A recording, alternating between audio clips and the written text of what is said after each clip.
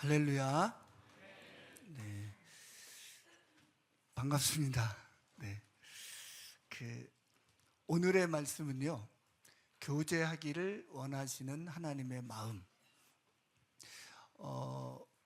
우리가 이제 어제 우리 선교사님께서 하나교회 인재상에 대해서 말씀을 전해 주셨거든요. 그러면서 사실은 이제 자기 주도적으로 진짜로 인생을 고민하면서 자기의 은사를 발휘해서 그 다음에 세상에 도움을 주는 그런 리더로 성장하는 아이들을 키워야 된다, 이렇게 말씀하셨습니다.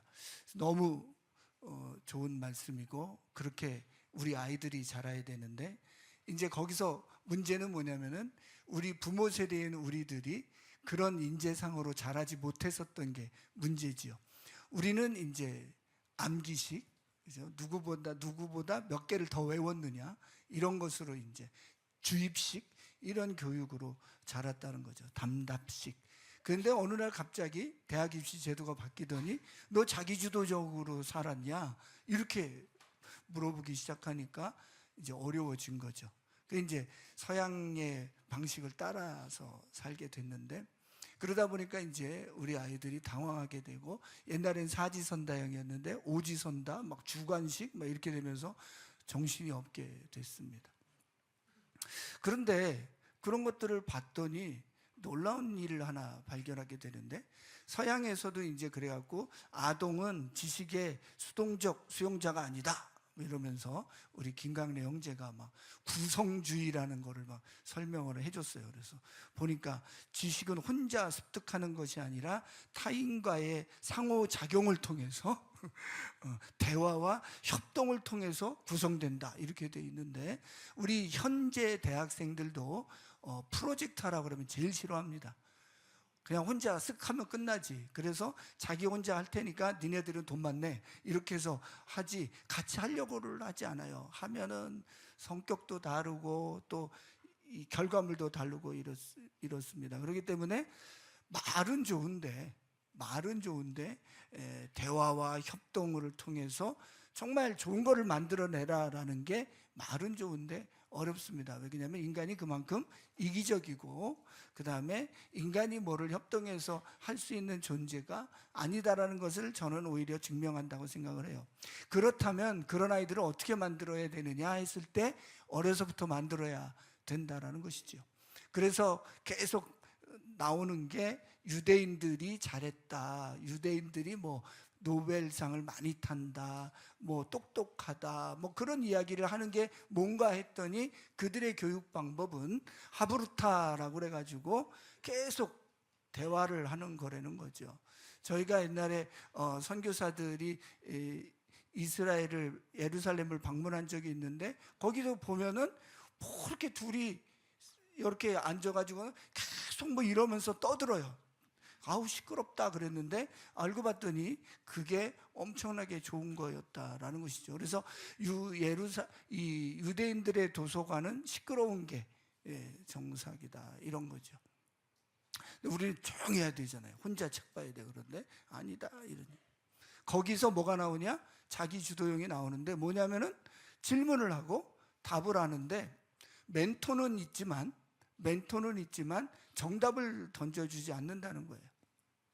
구성주의가 2시간 정도의 시간을 주면서 이 원리를 깨달아가게 한다, 이런 거거든요. 얼마나 힘들어요, 그죠? 그런데 하브루타도 똑같다는 거예요. 말도 안 되는 헛소리를 해도 들어주면서 계속해서 대화를 합니다. 그런 과정 가운데에 자기가 깨달은 것들, 여러분들 지금 AI, 뭐 챗GPT, 뭐 제미나이, 뭐 이런 것 있는데, 저도 씁니다. 저도 쓰는데 한 몇 달을 써본 뒤에 제가 발견한 게 있어요. 뭐냐면은 즉답이거든요. 뭘 질문하면 1초도 안 돼서 탁 하고 답이 나오는데, 그걸 듣지 않고 보죠. 이렇게 보면 그럴듯해요. 근데 놀라운 사실은 뭐냐면은 조금 지나면 다 까먹는다는 거예요. 즉답이었기 때문에 즉 까먹더라고요. 뭐였지? 보니까 결국은, 그런데 놀랍게도 제가 혼자 조금이라도 몇 분이라도 고민했던 것들은 계속 저랑 같이 있는 거예요. 제 거라는 것이죠. 그래서 지금 이 교육, 다시 말하면은 정말 하나님과 함께하는 이 교육을 어디에서부터 시작을 해야 되냐면은 결국 교회에서부터 시작을 해야 된다, 이런 겁니다. 제가 대학원을 갔어요. 대학원을 갔는데 석사 때 지도 교수님이 논문 제목이 뭐니? 그래요? 모르죠. 왜냐하면 저는 아는 게 하나도 없잖아요. 백지. 근데 아는 게 없는데 어떻게 논문을 써요? 논문 제목이 뭐니? 없어요. 그랬더니 우리 지도 교수가 되게 하이 퀄리티였거든요. 그러니까 무식한 것 이러고 이제, 그러고 1년이 지났어요. 그런데 제가 1년 동안 거의 지도 교수를 안 만나고 피해 다니고 그 다음에 이제 강의 시간에만 들었는데, 그때 제가 뭐를 했냐면은 1년간 제가 희곡 전공을 했으니까 한국에 나와 있는 한글로 된, 번역을 했든 썼든 모든 희곡을 다 읽어야겠다, 이렇게 정했어요. 그래서 그 뭐 소위 말해서 셰익스피어 등등 서양 것, 그 다음에 한국 것, 한국에 와 있는 것만 싹 읽었습니다. 얼마 동안? 1년 동안. 그랬더니 눈이 아프더군요. 그래서 병원에 막 갔어요. 병원에 가서 드디어 나도 이제 안경을 쓸 수 있게 됐구나, 뭐 이런, 그 정도로 갔는데 결국은 눈은 정상이었고, 그래서 무슨 말씀을 드리는 거냐면, 그렇게 돼서 다 읽고 났더니 뭐가 생겨요? 논문 제목이 생기더는 거예요. 그리고 박사 논문을 쓰고 났더니 뭐가 생기냐면, 논문 쓰는 게 이제 제목이 쉽게 나오기 시작하더라는 거예요. 왜 그러냐면 그때 질문했던 거, 박사 논문을 쓰면서는 지금 시간이 없어서 못 썼던 내용들을 그 질문에 대한 논문을 쓰기 시작했다라는 것이죠. 그래서 보니까 이런 것들이 자기주도 학습이었는데 몰랐다는 거죠. 그런데 그게 어떻게 초등학교 때부터 자발적으로 그게 되겠냐는 거죠. 그래서 이제 부모가 혹은 선생님들이 멘토가 돼서 조금 앞에를 던져주면서 이게 같이 가주는 게 필요한 것이죠. 그래서 저는 오늘 이 말씀을 여러분들과 나누면서 여러분들 안에도 질문들이 좀 생겼으면 좋겠다는 거예요. 제일 제가 듣기 싫은 말이 뭐냐면은, 누가 대놓고 저한테 그런 말은 안 하겠지만 속으로 설교하네, 이런 소리를 제일 듣기 싫어했거든요. 무슨 말인지 아세요? 설교하네, 이런. 어차피 나 안 들을 건데 지금 뭐라고 얘기하고 있네, 그런 겁니다. 그래서 제가 설교하기보다는 여러분들이 자기 주도적으로 따라와 주시기를 주의 이름으로 축원합니다. 오늘 강래 형제가 시작할 때 뭐라고 그랬냐면은 큐티, 오늘 큐티에 보니까 끝났다. 누가 끝났어요? 이제 애굽 땅에서 이스라엘 백성들이 이제 정착하는 걸로 끝난 얘기예요. 그죠? 그 다음 이야기를 보면 좋을 것 같습니다. 1번, 이스라엘의 부르짖음을 들으시는 하나님. 아멘. 네. 자, 출애굽기 3장 7절입니다. 시작. 주님께서 다시 말씀하셨다. 나는 이집트에 있는 나의 백성이 고통받는 것을 똑똑히 보았고 또 억압 때문에 괴로워서 부르짖는 소리를 들었다. 그러므로 나는 그들의 고난을 분명히 안다. 네, 지금 오늘까지 큐티했던 그 요셉을 모르는 왕이 생긴 후에, 그리고 토탈 약 400년 정도가 흐른 후에, 세대가 완전히 바뀐 후에, 그렇지 않습니까? 지금 남침인지 북침인지 6.25 전쟁에 대해서도 헷갈리는 게 100년도 안 됐는데도 헷갈리는데, 400년이 지나고 나니까 얘들은 뭐야, 이렇게 된 겁니다. 그래서 이스라엘 백성들이 부르짖게 됐다는 거예요. 살기 힘들어 죽겠어요, 이랬더니 모세를 통해서 하나님이 모세를 불러서 하나님이 10가지 재앙을 일으킵니다. 여기서도 이제 계속 질문을 여러분들에게 던질 테니까 나머지들은 셀에서 서로 나눠 보세요. 왜 10가지 재앙을 줬을까, 이런 거죠. 하나님이면 어떻게 할 수 있는데, 여러분들이 생각하는 하나님은 어떤 거죠? 한 방에 그냥 쭉 내려오면 되지. 뭐 그거 10가지 재앙을. 그러면 이제 우리들이 막 생각을 합니다. 이집, 애굽의 여러 가지 신들과의 싸움이었다. 신들의 전쟁에서의 승리였다. 뭐 이런 얘기를 하는데, 하나님이 그렇게 애들이랑 싸우려고 하셨을까? 이런 것들을 한번 생각해 보면 좋을 것 같습니다. 저는 10가지 재앙은 누구 때문에 했다고 생각한다? 이스라엘, 특히 모세한테 했다. 왜 그러냐면은 보시면 지금부터 이제 본문을 읽을 건데, 모세는 깨달았을지 몰라도 나머지는 깨닫지도 못합니다. 그 참 신기해죠. 그죠? 자, 어쨌든 10가지 재앙을 통해서 유월절에 그 어린 양과 유월절의 피를 통해서 마다들이 다 죽는데 이스라엘 백성들은 안 죽고 쫙 당당하고 멋지게 출애굽을 했습니다. 할렐루야. 자, 그랬는데 출애굽기 이제 14장인데 출애굽을 했는데 어떻게 됩니까? 완전히 무슨 헤매는 것 같더니 어디에 딱 와 있어요? 홍해 앞에 와 있고 뒤에는 누가 와요? 바로의 군대가 오고 양쪽은 절벽이고 사면 초가가 됐어요. 이렇게 되니까 이들이 뭐라고 합니까? 14장 10절부터 12절입니다. 바로가 다가오고 있었다. 이스라엘 자손이 고개를 들고 보니 이집트 사람들이 그들을 추격하여 오고 있었다. 이스라엘 자손은 크게 두려워하며 주님께 부르짖었다. 그들은 모세를 원망하며 말하였다. 이집트에는 묘자리가 없어서 우리를 이 광야에다 끌어내어 죽이려는 것입니까?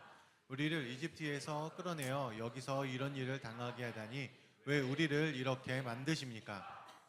이집트에 있을 때에 우리가 이미 당신에게 말하지 않았습니까?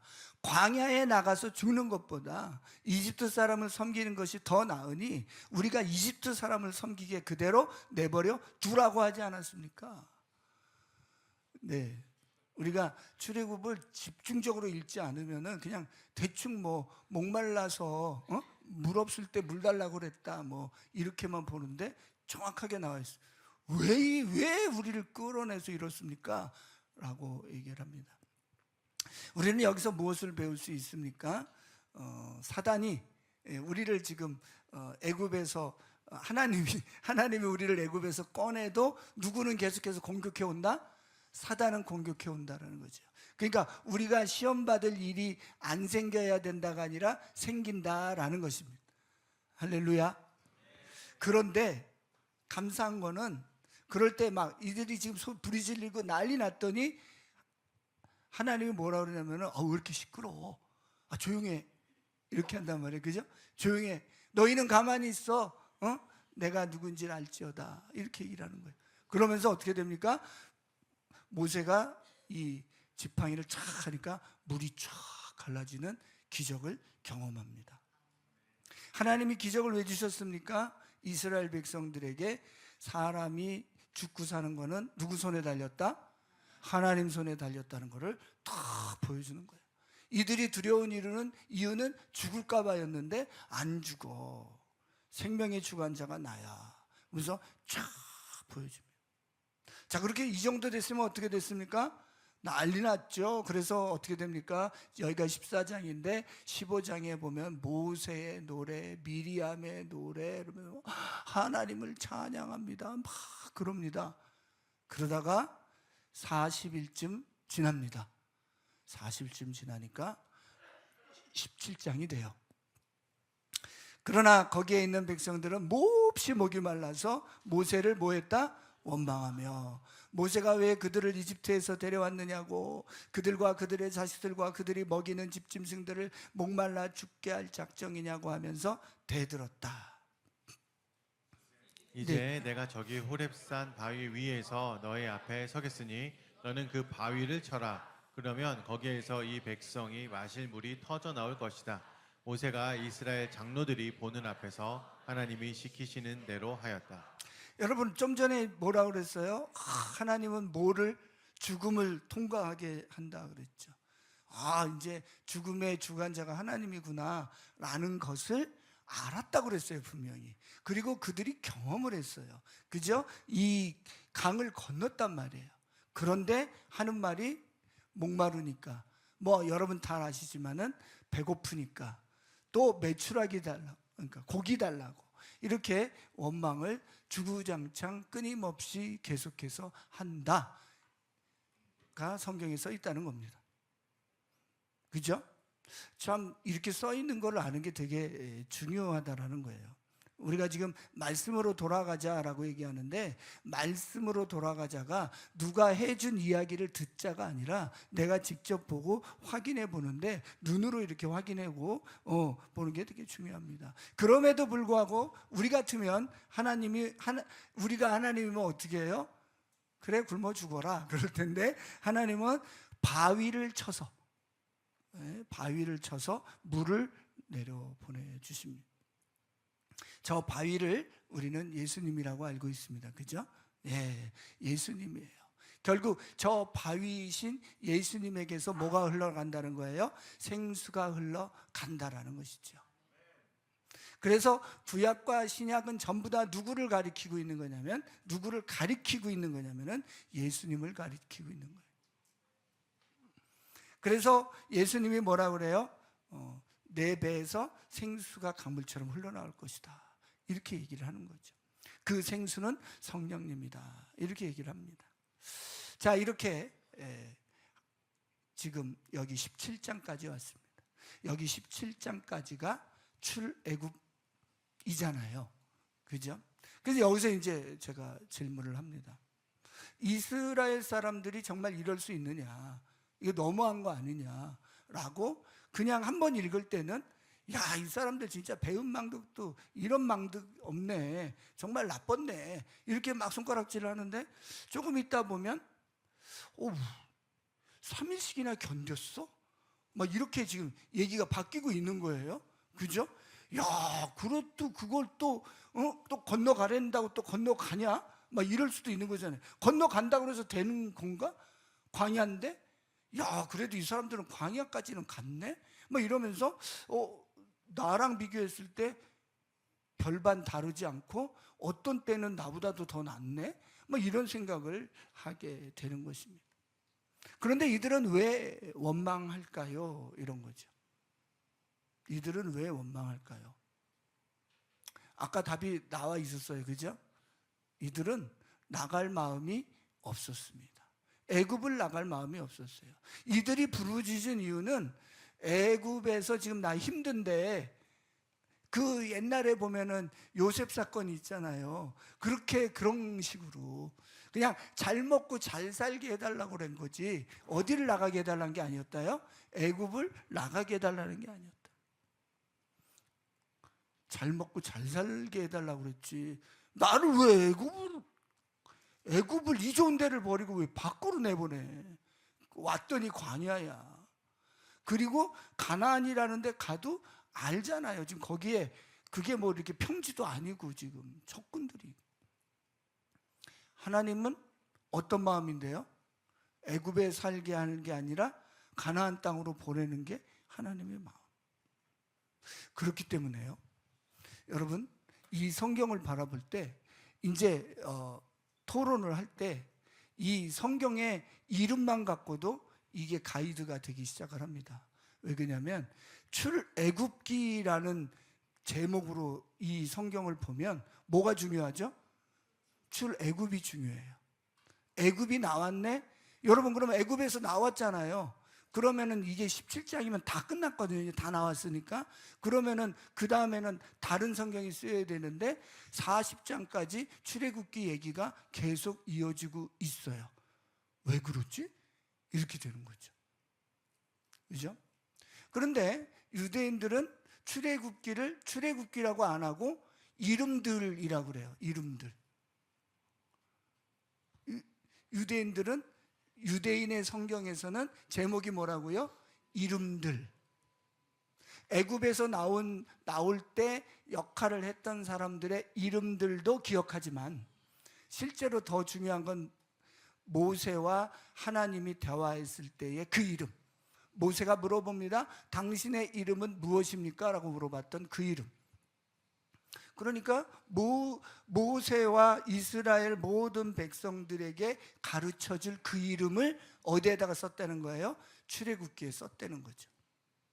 그러니까 이방 사람들의 입장에서는 애굽에서 나오는 게 중요했는데 하나님 입장에서는 나오는 것도 중요하지만 그 뒤의 이야기가 더 중요했다라는 것이죠.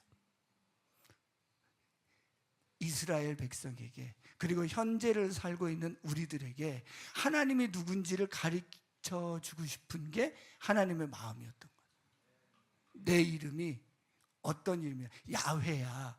야훼라는 이름은 뭐냐면은 약속의 하나님이야. 어제도 있었고 지금도 있고 앞으로도 있어. 언약을 지켜. 성취해. 나는 너를 버리지 않아. 나는 너를 끝까지 같이 가. 이런 하나님이요. 우리가 어려울 수 있어요. 그죠? 우리가 인생 살다 보니까 어려울 때가 있잖아요. 그랬더니 저는 요즘은 그렇게 어려울 때가 있는 게 아니라 그냥 쭉 어려운 거잖아요. 안 어려울 때를 생각해 보면 별로 없고, 어려울 때를 생각해 보라 그러면은 생각 안 해도 쭉 어렵잖아요. 그러니까 오늘의 진짜 질문은 뭐냐면은, 실제로 하나님은 광야로 데리고 나와서 어렵게 해 준다는 거예요. 지금 어려운 상황에서 어떻게 살아가는지를 가르쳐 주는 책, 그게 뭐라고요? 성경이 되는 거예요. 할렐루야. 그래서 이제 그거를 쫙 가르쳐 주는데, 어렵든 힘들든 누가 계시면, 하나님이 계시면 된다라고 이제 외우는 게 아니라, 외울 때 힘이 없어요. 기아가 걸리지를 않아요. 그런데 진짜 내 안에서부터 그 믿음이 쫙 올라오기를 주의 이름으로 축원합니다. 그래서 이제 18장 이후부터를 봐야 되는 거예요. 하나님은 어떻게 해서 이 이스라엘 백성들이, 광야에 있는 이 백성들이 살아날 수 있게 했을까? 그 하나님의 방법을 아는 겁니다. 2번, 광야에서 말씀을 주시는 하나님이에요. 지난주에가 성령 감림 주일이었고 지난주에가 오순절이었습니다. 예. 이 사람들이 지금 광야를 나와서 물 받아 먹은 지가 40일에서 45일쯤 됐을 거라 그래요. 그리고 사흘이 더 지나갔고 딱 며칠이 됐을 때, 50일이 됐을 때, 77절일 때, 자, 출애굽기 19장 18절에서 19절입니다. 그때에 시내산에는 주님께서 불 가운데서 그곳으로 내려오셨으므로 온통 연기가 자욱했는데 마치 가마에서 나오는 것처럼 연기가 솟아오르고 온 산이 크게 진동하였다. 나팔 소리가 점점 더 크게 울려 퍼지는 가운데 모세가 하나님께 말씀을 아뢰니 하나님이 음성으로 그에게 대답하셨다. 자, 출애굽이 끝이었으면 이 내용은 안 나와야 되는데, 실제로 하나님이 하고 싶은 것은 이들을 끌고 와서 다음 얘기를 하고 싶었다가 성경이 얘기해 주고 있는 건데, 그때 18절, 그때가 뭐냐면은 이제 6월절이 지나고 50일이 지났을 때에, 그때에 77절이 되었는데, 그때에 하나님께서 불 가운데 내려오셨다라는 거예요. 이게 사도행전 2장에 보면 뭐예요? 급하고 강한 바람 같은 소리로 불의 혀로 내려왔다, 이렇게 되는 거예요. 아멘. 자, 그러니까는, 자, 출애굽 때 성령님 하나님이 구름과 불로 내려오신 것처럼 또 오순절 때 사도행전에 내려오셨다는 거예요. 자, 이제 보이죠? 두 개가 다 보여요? 자, 그랬는데 19절에 보면 뭐라고 그러냐면은 모세가 하나님께 말하고 하나님도 모세한테 얘기했다, 이런, 대답했다, 대화했다, 이런 겁니다. 자, 그러니까 성령님이 대화하시려고 내려오셨다. 내려오셔서 그 다음에 뭐 하죠? 19절부터 이하가 십계명을 주고 말씀을 쭉 주는 내용이에요. 그죠? 그러니까 너가 가나안에 들어가서 살려면 내 말을 이렇게 들어야 돼 라고 매뉴얼을 준 거죠. 우리가 맨날 그 얘기를 들었잖아요. 뭐 물건 사면은 매뉴얼을 봐야 되지 않냐고 그렇게 얘기를 하는데, 매뉴얼 보는 사람이 누가 있어요? 그냥 불 켜고 온 해갖고 이거 되네 안 되네 때려보고 이러잖아요. 와, 그게 이 이야기였다. 그래서 유대인들은 6월절이 지난 오순절, 오순절이 되면 77절이라고 자기들이 얘기하는 그때에 성경에 뭐를 읽냐면은 룻기와 십계명을 읽는답니다. 룻기는 뭐예요? 하나님의 은혜죠. 그죠? 아무것도 아닌데 하나님이 구원해 주는 이야기잖아요. 그리고 자기네들의 역사가 거기에 쫙 나오는 거죠. 다윗까지 이어지는. 아, 그렇구나.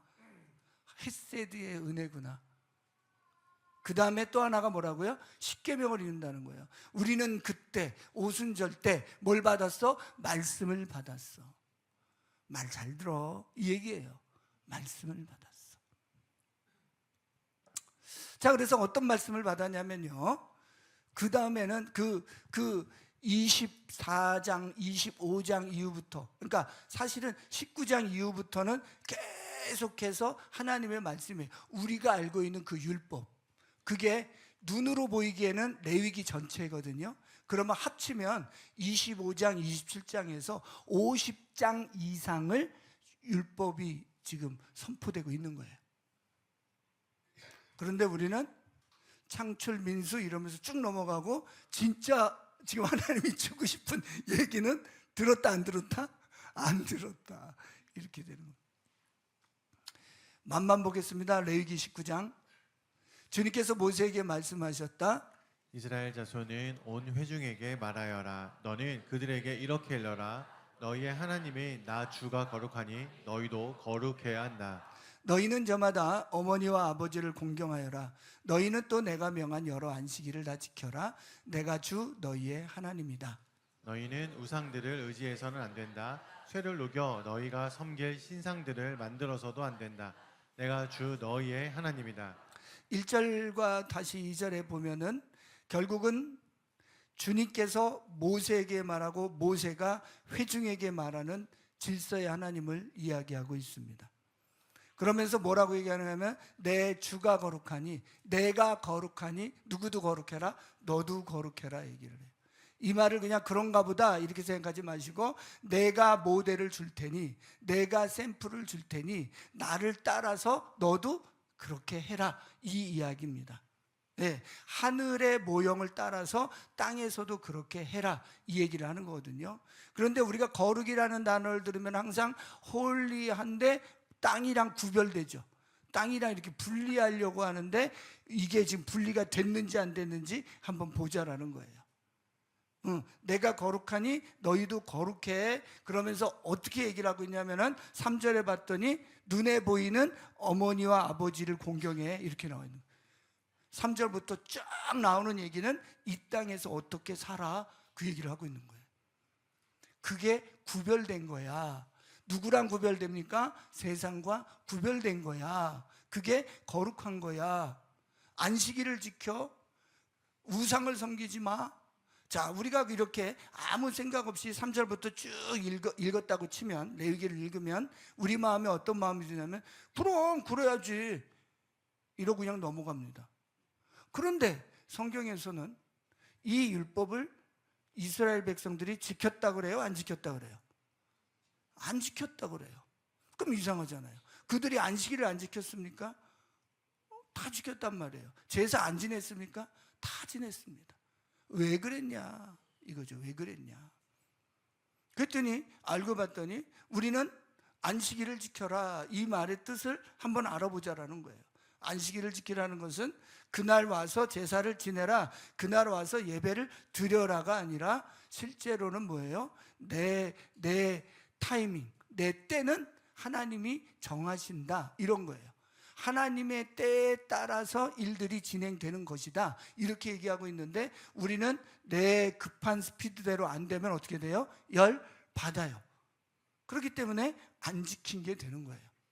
부모에게 효도하라, 공경하라. 우리 부모에게 공경 뭐 하든 안 하든 공경 안 할 게 또 뭐 있겠어.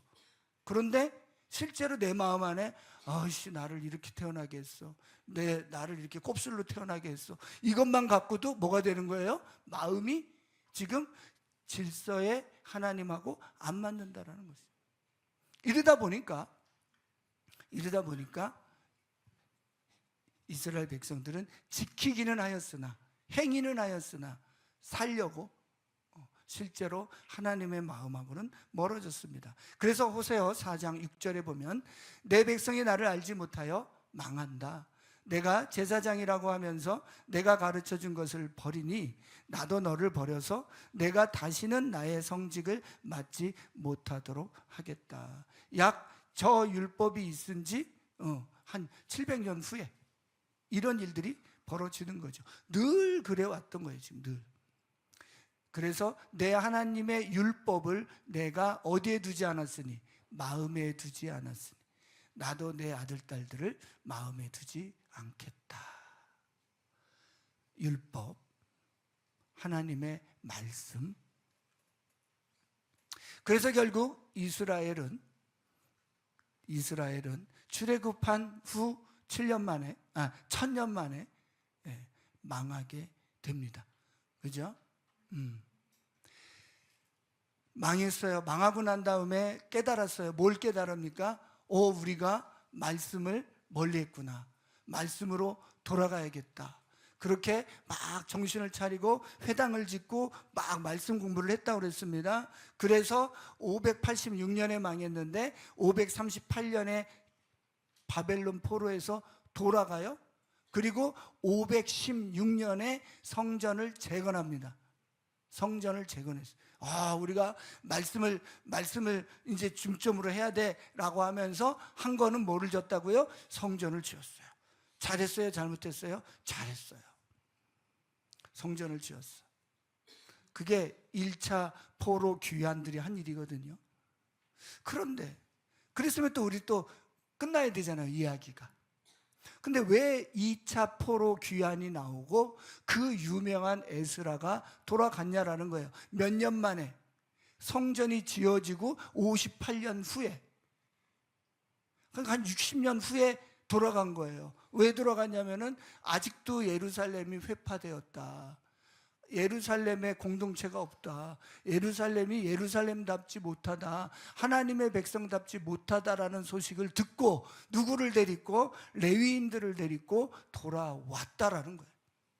자, 여러분, 역대하라는 성경이 있고 에스라서가 있고 느헤미야서가 있고 그런 것들을 그냥 뚝뚝 떨어뜨리면은 얘기가 안 되는데, 생각해 보세요. 자, 성전을 재건했다 그러면 우리 안에 뭐가 된 거예요?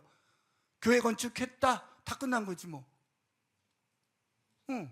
뭐가 문제야?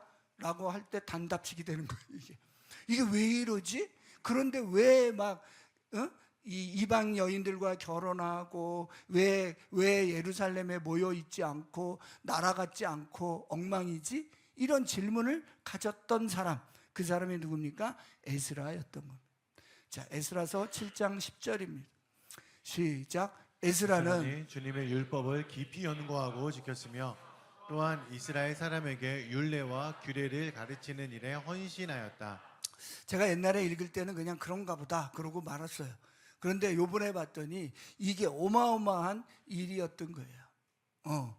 이 에스라가 그래서 포로기 이후에 모든 것들을 다 정리했다라는 이유가 뭐냐면은, 정리할 수밖에 없었던 이유는 뭐냐면은 그가 알았던 거예요. 성전이 지어진다고 이 공동체가 세워지는 게 아니라 이 말씀으로, 율법으로 세워지지 않으면 안 된다는 것을 그가 알았다는 거예요. 율법을 연구하고 지켰다 이렇게 돼 있어요.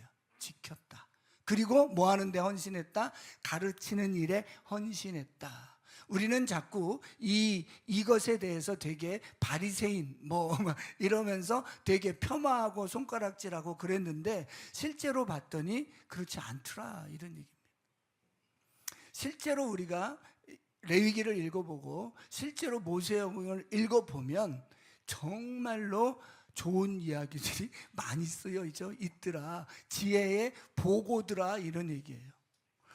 지혜의 보고를 읽어봐야 거기에서 답이 온다 이런 얘기예요. 지금 그는 깊이 연구했고 지켰고 가르쳤고 그랬다는 거예요.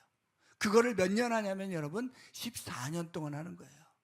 14년 동안 하는데 그러고 있을 때에 느헤미야의 시대가 오는 거예요. 자, 에스라가 돌아와서 몇 년을 가르쳤다고요? 14년을 가르쳤는데도 불구하고 느헤미야한테 전해준 소식은 뭐라고요? 거기 망해 있어요. 거기 엉망이에요. 그 얘기가 있는 거죠. 그래서 느헤미야가 울잖아요. 느헤미야가 울었더니 왕이 너 왜 그래? 그래서 블라블라 해가지고 그래 그럼 가 이렇게 된 거잖아요. 자, 깨달았다고 되는 게 아니라, 에스라가 깨달았다고 되는 것이 아니라 깨달은 것을 지키고 가르치고 하는데 최소 몇 년 걸렸다고요? 14년. 그렇게 열심히 갈궜더니 어떤 일이 벌어집니까? 느헤미야. 그래서 느헤미야의 뜻이 위로자라는 뜻이에요. 이게 누구를 위로하나 그랬더니 하나님도 위로하지만 누구를 위로했을 것 같아요? 에스라가 이제 위로를 받은 거야. 말씀을 그냥 이스라엘 사람들 마음판에다가 막 새기고 언제 이 일이 끝나나 하고 있을 때 누가 와서, 느헤미야가 와서 며칠 만에, 52일 만에 성벽이 재건됩니다. 자, 그러니까 성벽 재건은 며칠 만에 된다고요? 52일. 그러면 또 우리 한국 사람들 빨리빨리 해가지고 어디에만 초점을 맞추냐면 52일에 초점을 맞추는데, 그 52일 만에 지어질 수 있도록 누군가가 어떤 일을 했다라는 거예요. 에스라가 뭘 깨닫고? 말씀이 중요한 것을 깨닫고 그것을 가르치고 그것을 지키는 일을 몇 년간? 14년간 해놨을 때 어떤 일이 일어난다? 부흥이, 성벽 재건이 일어났다라고 성경은 얘기하고 있다는 거예요. 느헤미야 8장 3절입니다. 시작. 그는 수문 앞 광장에서 남자든 여자든 알아들을 만한 모든 사람에게 새벽부터 정오까지 큰 소리로 율법책을 읽어주었다. 백성은 모두 율법책을 읽는 소리에 귀를 기울였다. 읽어줬다는 거예요. 이게 뭐냐면은 성벽이 다 재건하고 나서 수문 앞 광장에서 네 배에서 생수의 강이 흘러난다는, 하나님의 말씀이 성령에 의해서 하나님의 말씀이 막 흘러넘치는 것을 그림원으로 보여주는 거예요. 예, 이 이스라엘의 모든 행보는요, 구약에서 나오는 또 신약에서 나오는 그 예수님의 모든 행보는 우리들에게 그림원으로 보여줘요. 하늘의 모형을 땅에서 보여주는 거예요. 그래서 그림원으로 보이죠 지금? 말씀이 막 쫙 선포되는 게. 그랬더니 어떻게 됐다는 거예요? 모든 사람들이 귀를 기울였는데 느헤미야 8장 9절에 봤더니 시작. 백성은 율법의 말씀을 들으면서 모두 울었다. 할렐루야. 울었다는 거예요. 아, 우리가 말씀을 몰라서, 그 말씀을 몰라서 지식이 없어서 망한다고 했던 그 호세아의 예언이 맞았구나, 이렇게 된 거죠. 그래서 우리가 망했지만 이제라도 주님께 돌아왔구나, 이제라도 말씀에 돌아왔구나 그러면서 모두 울고, 그 다음에 한 일이 뭐냐면은 초막절을 지킨 거예요. 자, 그러니까 지키는 게 중요한 것이 아니라 알고 지켜야 되는 거죠. 하나님의 시간표가 있다라는 거예요. 하나님의 시간표. 유월절이 있고 오순절이 있고 장막절이 있고, 하나님의 시간표에 우리의 시간표를 맞추기를 주의 이름으로 축원합니다. 그럴 때 그 일들이 진행되는 거예요. 그렇지 않고 그 레일에 타지 않으면 우리는 계속해서 불평하고 불만하고 밖에 있는 건데, 기차는 간다니까요. 하나님의 나라의 기차는 간다는 거예요. 지금 이 하나님의 나라의 기차의 스피드가 엄청 빠르지 않습니까?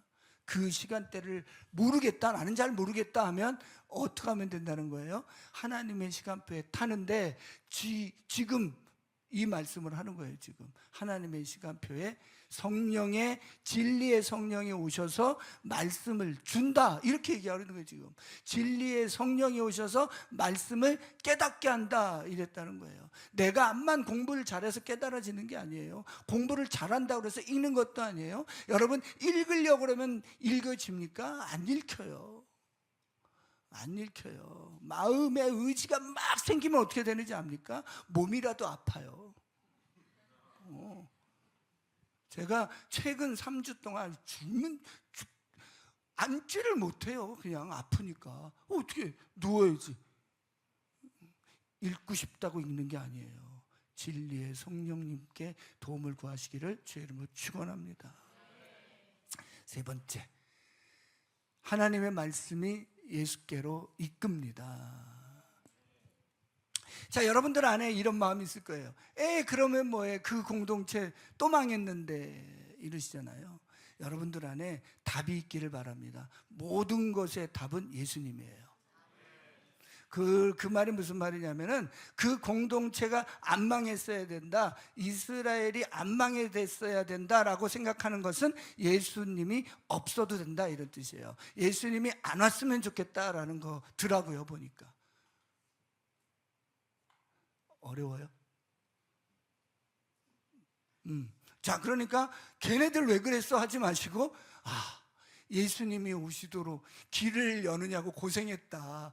바벨론 포로까지 갔다 오면서 고생했다. 그래서 결국 우리는, 현재에 사는 우리들에게 또 얘기를 해주는 거지.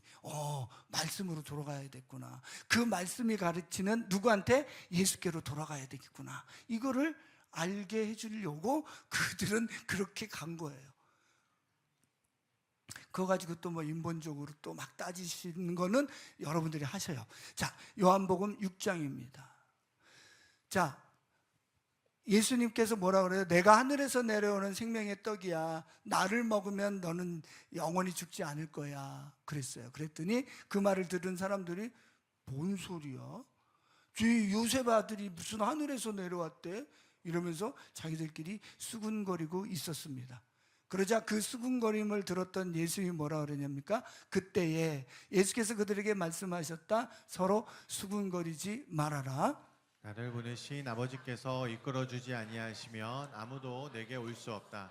나는 그 사람들을 마지막 날에 살릴 것이다. 제가 이제 44절을 보면서 옛날에 한참 전도할 때는, 그래, 예수님께 아버지께서 데려오지 않으면 전도 못해, 이제 그렇게만 생각을 했는데, 뭐 맞는 말이지요. 그런데 어쨌든 아버지께서 이끌어서 누구에게로? 예수님께로 지금 이끈다는 얘기입니다. 45절이 그걸 아주 명확하게 얘기합니다. 시작.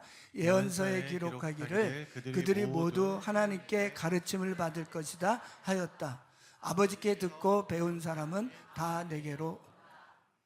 하나님께 가르침을 받는다는 거예요. 이게 이사야서 54장 13절에 나오거든요. 네, 성경을 너무 많이 찾은 것 같아서 안 찾았어요.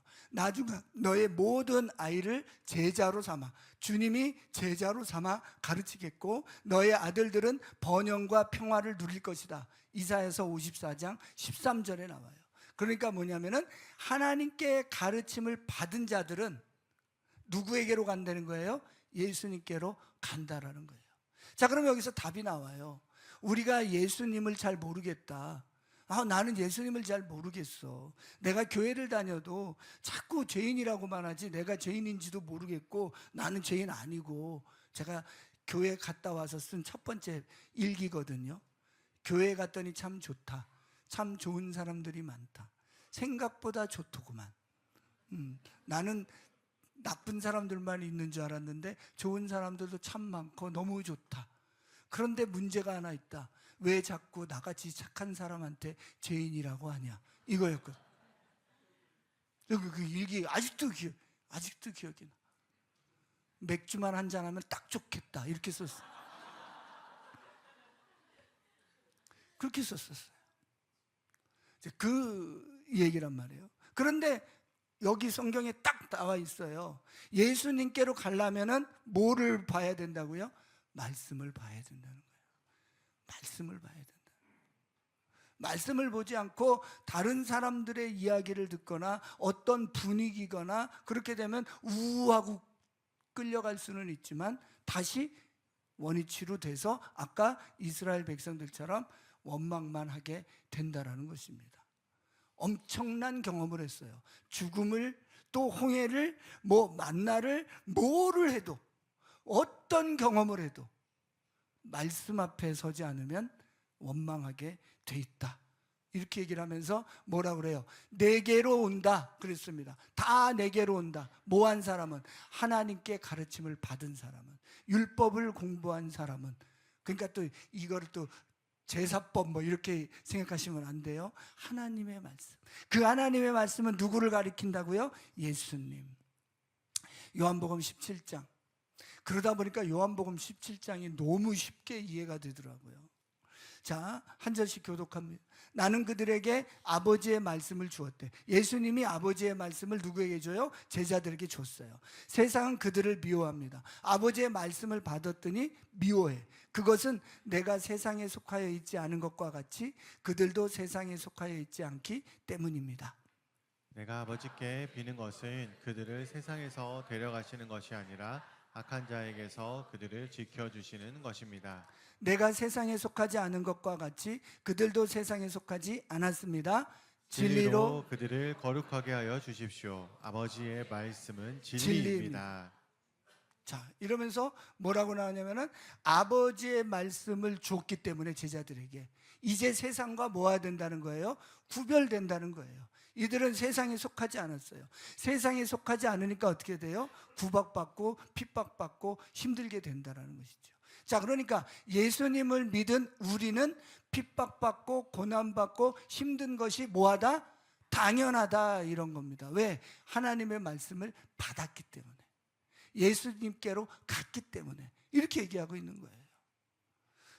그런데 15절에 보면은 이들을 건져내서 천국으로 데려가 달라가 아니라, 여러분 예수님 믿고 나서 바로 천국 가고 싶었던 분 계시지 않나요? 저는 그랬어요. 난 너무 좋은데? 그래갖고 바로 천국 가지 뭐, 여기 왜 살지? 이런 생각을 했는데 성경에는 뭐라고 하냐면 얘들 데리고 가는 게 아니라, 여기에서 17절에 보면 세상에 속하지 않은 것과 같이 속하지 않게 해서 어떻게 하라는 거예요? 진리로 거룩하게 해달래요. 17절에 거룩하게. 거룩하게라는 말의 뜻은 구별되게. 그런데 구별되려면 어떻게 해야 돼? 진리로 구별돼야 되는데, 진리가 뭐냐면은 아버지의 말씀이라는 거죠. 그러니까 우리가 더러운데 지금 아까 말한 대로 출애굽한 백성들처럼 세상 가치관에 다 쩔어 있는데, 그 세상 가치관에 쩔어 있는 거를 어떤 걸로 지우냐면 진리로 지워야 된다는 거예요. 그런데 그 진리가 뭐냐면은 하나님의 말씀이라는 거죠. 그게 사도 바울도 정확하게 얘기합니다. 에베소 5장 26절 시작. 그리스도께서 그렇게 하신 것은 교회를 물로 씻고 말씀으로 깨끗하게 하여서 거룩하게 하시려는 것이며, 그러므로 여러분, 우리가 거룩해지려면, 우리가 세상과 구별되려면, 우리가 정결해지려면, 우리가 깨끗해지려면은 말씀으로 깨끗해져야 된다는 거예요. 예수님으로 깨끗해져야 된다는 거예요. 그런데 그 말씀에 관심이 없다. 그냥 몇몇 구절로 끝났다. 제가 한참 저도 몇몇 구절만 알아도 돼 막 이렇게 생각했던 적도 있었는데, 출발은 그렇게 하는 거죠. 그렇지만 실제로 이 세상에서 거룩하고 구별된 삶을 사는 것은 바로 말씀으로 정결케 됨으로 된다라고 성경은 얘기하고 있습니다. 그러므로 하나님의 뜻은 세상에서 구별돼서 살아라, 이런 것이죠. 세상과 동떨어져서 너네끼리만 살아라, 아니면 천국에서 우리끼리만 살자가 아니라는 거예요.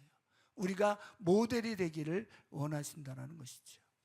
일관되게 출애굽한 백성들을 데리고 난 그 18장부터, 출애굽기 18장에 보면 이드로가 나와서 모세를 도와줘요. 장인어른이 나와서 모세를 도와주거든요. 자, 광야에서 사는 법을 누군가가 도와준다고요, 여러분. 그게 누구예요? 성령님. 이드로처럼 성령님처럼 오셔서 도와준다고요. 도움을 받으시기를 주의 이름으로 축원합니다. 근데 그냥 세상에서는 계속 뭐라 그래요? 네 힘으로 살아, 네 힘으로 살아, 네가 이루어야 돼, 너 혼자 해야 돼. 그 소리를 너무 많이 듣다 보니까 우리 하나님 앞에 와서도 도와주세요, 이 소리를 못 한다고요. 그런데 성경은 17장이 끝난 18장부터 이드로가 탁 등장해서 모세를 도와줍니다. 혼자 하지 마. 너 죽어. 백성들도 죽어. 각자 맡은 거 해. 그러면서 쫙 설명을 해줘요. 그러고 19장부터 누가 나타나요? 성령님이 쫙 오셔서 그 다음에 뭐예요? 말씀을 쫙 준다는 거예요. 사도행전에서도 보면 성령님이 임하잖아요. 오순절 성령님이 임하면 우리는 또 막 거기에 막 초점 맞춰갖고 막 우와 이러는데 딱 그러고 나면 베드로가 뭐라 그래요? 그러니까 이거 봐. 예수님을 너네가 죽였어 이런단 말이에요. 예수님을 증거하기 위해서 누구를 보내신다고요? 성령님을. 갈릴리 예수 영화 한번 보시라니까요. 자, 그래서 이제 말씀을 정리하도록 하겠습니다. 자, 그러면 출애굽에서는 예수님이 하나님이 어떤 분인지를 얘기해 주는 책이라고 그랬어요. 약속을 지키고 약속을 성취하고 그리고 우리를 보호해서 인도하시는 그런 분이라는 거예요. 자, 그러면 레위기 1장 1절을 보겠습니다. 시작. 주님께 모세를 부르시고 그에게 말씀하셨다. 레위기는 우리는 뭐라고 생각하죠? 또 율법책 아니면은 레위인들이 어떻게 제사를 지내야 되는 어떤 방법의 책 이렇게 얘기하는데 유대인들은 부르시는 책이라는 거예요. 불렀다. 하나님이 불렀다. 이런. 그럼 누가 나를 불러? 누가 나를 부르면 어떻습니까? 가야지. 가서 뭐 해야 돼요? 만나야죠. 그래서 회막이에요. 만나는 곳. 그러니까 레위기에 있는 모든 얘기는 만나자고 한 얘기인데 우리는 그걸 뭐라고 생각해요? 제사법. 나 정결하게 안 하면 죽어. 우리 그 유대인 공동체에서 끊어져. 맞죠? 그러니까 어떻게 돼? 겉으로 보이기에 끊어지지만 않으려고 하는데 실제로는 하나님은 나를 부르고 있다라는 거예요. 우리는 또 부른다 그러면은 불렀어? 사명이네? 나를 뭘로 불렀대? 목사로 불렀대? 선교사로 불렀대? 뭘로 불렀대? 이러고 있는 거예요. 맞죠? 그건 구체적인 걸로는 그럴 수가 있는데 실제로 성경이 얘기하고 있는 거는 뭐냐면은 하나님이 우리와 교제하자고 부르신다는 거예요. 여러분 레위기를 읽어봤더니 얼마나 섬세하고 얼마나 친절한지 몰라요. 그냥 하나님은 어떻게 해서든지 자기에게 올 수 있게 해주려고 어떤 건수를 갖고서라도 본인에게 오게 해주려고 그냥 모든 디테일한 순간순간들을 다 주셔서 먹을 때도 이걸 먹으면 안 되지 이거를 하나님을 봐야지 이렇게 모든 것들 지느러미 있는 물고기를 먹어라. 그걸 통해서 왜 먹지? 그랬더니 지느러미가 방향성을 제시한대요. 보여준대. 그렇구나. 이 지느러미 있는 물고기를 먹으면서도 그래 내 인생에는 방향성이 있는 거야. 하나님을 생각하기 얼마나 섬세. 내가 찌그러져 있고 막 피부병이 났으면은 막 일주일마다 막 제사장에 가서 막 살펴보고 해서 어떻게든지 뭐 하려고 살리려고 하는 그 하나님의 마음, 그 하나님의 사랑이 이 레위기를 읽으면서 느껴지시기를 주의 이름으로 축원합니다. 그래서 하나님이 뭐라는 거냐? 내가 거룩하니 너희도 거룩하라. 이런 뜻이 뭐냐면은 내가 하늘 차원으로 사니 너희들도 하늘 차원으로 살아라. 이렇게 말씀하십니다. 명예롭게 살아라. 이 영광의 부르심에 합당하게 살아라. 이렇게 우리를 초청하시는 줄로 믿습니다. 그래서 우리가 말씀을 읽어서 하나님의 초청의 소리를 들어서 하나님의 마음의 성품을 알아서 하나님이 어떤 분인지를 알아서 그 사랑이 내 사랑으로 부어져서 이제 주눅들지 말고 이 땅의 것 보면서 찌그러지지 말고 뒤에 것 생각하지 말고 앞에 것을 바라봐서 표대를 향하여 달려가는 저와 여러분들이 되시기를 주의 이름으로 축원합니다. 그 표대가 예수님이고 그 예수님께 달려가게 하는 그 레일이 말씀인 줄로 믿습니다. 우리가 말씀을 읽고 말씀을 선포해서 내 영에게 선포해서 일어나게 하시고 우리 교회에게 선포해서 일어나게 하는 역사가 있게 하여 주시옵소서. 우리 기도하며 나아갈 때에 하나님, 제가 하나님과 목적이 달랐었다면 하나님 회개의 영을 부어주셔서 하나님과 같은 목적 있게 하여 주시옵소서. 하나님 말씀하여 주셔서 하나님의 말씀과 하나 되게 하여 주셔서 하나님이 바라보게 하는 곳 그곳 바라보게 하여 주시고 하나님과 교제하는 은혜가 부어지게 하여 주시옵소서. 이렇게 기도하며 나가시겠습니다.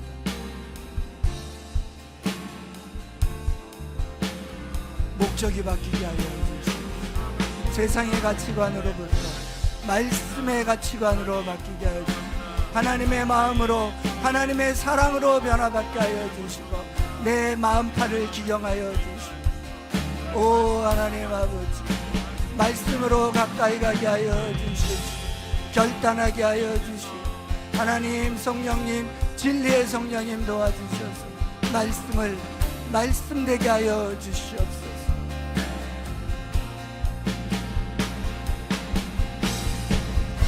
우리 함께 일어나서 헌신 찬송 부르도록 하겠습니다. 주 예수 내 맘에 들어와 계신 후 변하여 새 사람 되고 내가 늘 바라던 참빛을 찾음도 주 예수 내 맘에 오신 주 예수 내 맘에 오신 주 예수 내 맘에 오신 물밀듯 내 맘에 기쁨이 넘치는 주 예수 내 맘에 오신 주 예수 내 맘에 들어와 주 예수 내 맘에 들어와 계신 후 망령내 행실을 끊고 아멘. 머리털보다도 더 많던 내 죄가 눈보다 더 이어졌네 주 예수 내 맘에 오신 아멘.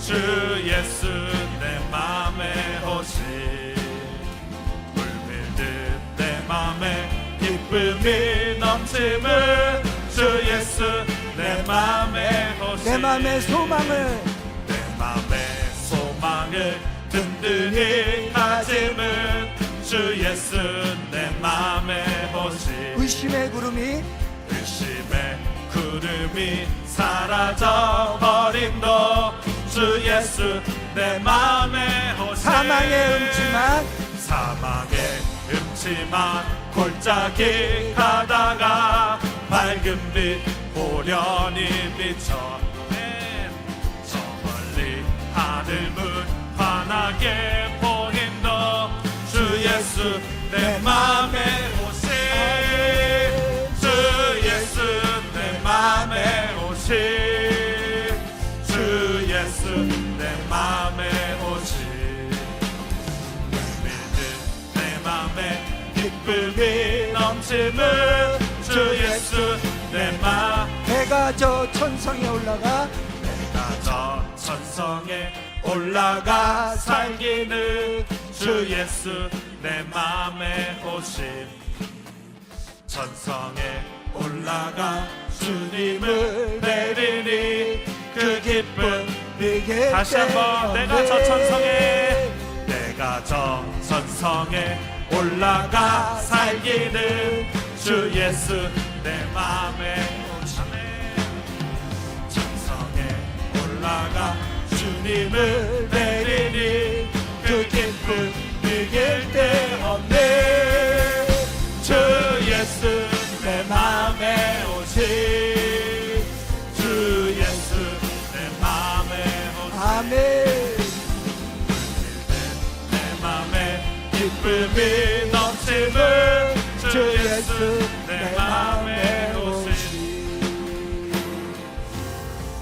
하나님 아버지 말씀으로 우리에게 찾아와 주셔서 감사합니다.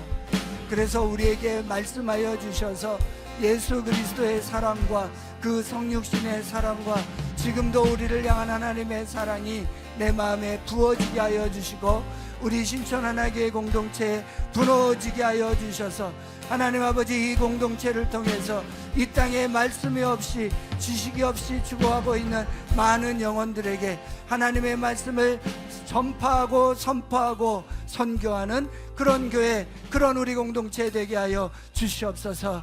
하나님의 말씀이 우리 안에 거하시고 역사하고 열매 맺어 주시옵소서. 우리 주 예수 그리스도의 이름으로 축복하며 기도드리옵나이다. 아멘.